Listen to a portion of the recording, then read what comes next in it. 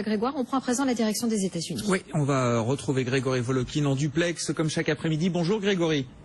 Bonjour Grégoire. Le président de Mescard Financial Services à New York, avec pas mal de chiffres avant marché, des résultats d'entreprise, des statistiques également, et puis ce puissant rebond du pétrole. Là, on revient quasiment à $34 sur le baril de brut léger américain, alors que l'Arabie Saoudite a proposé de réduire la production de pétrole de chaque pays producteur jusqu'à 5%. C'est ce qu'indique le ministre russe de l'énergie. Bon, en tout cas, on voit qu'il y a des discussions là qui se tiennent au plus haut niveau sur le sujet des prix du pétrole.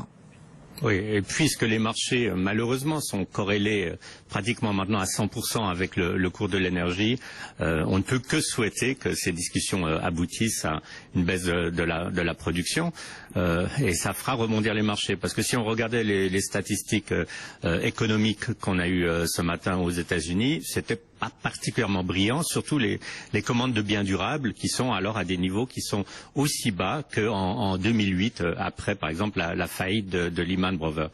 Donc il va falloir l'aide du pétrole aujourd'hui, et puis heureusement on a aussi l'aide alors de résultats absolument phénoménaux de Facebook. Ouais, alors, Facebook vous en avez qui prend peut-être quoi, déjà 15%? parlé. Oui, on l'a commenté, mais on peut continuer de le faire. Hein. Ça prend quoi, 15% là à moins d'une demi-heure de l'ouverture. Oui, alors d'abord, il y a très peu encore de compagnies qui ont de la croissance aux États-Unis. Hein. On peut comparer Facebook avec qui double ses résultats avec un Caterpillar aujourd'hui avec des résultats en baisse de 40%.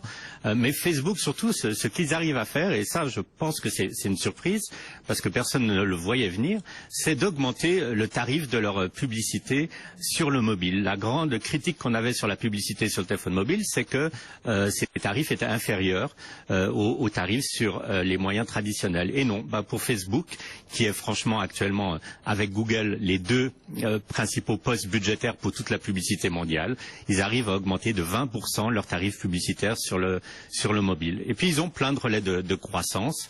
Il n'y a pas encore vraiment de publicité sur Messenger, sur leur activité de messagerie. Et je pense que, disons, Facebook va rester une des rares compagnies à forte croissance dans la technologie. Bon, Facebook qui s'envole avant bourse, on a eu les résultats de Caterpillar aussi, les résultats de Ford, bref, pas mal de grosses compagnies américaines là qui ont encore publié aujourd'hui leurs résultats du trimestre écoulé. On va suivre tout ça, l'ouverture dans 20 minutes, ce sera en direct depuis le Nasdaq. Merci beaucoup Grégory Volokin, le président de Mescard Financial Services à New York. Sophie Tussaud, on vous retrouve la suite de ce journal avec cette très belle journée.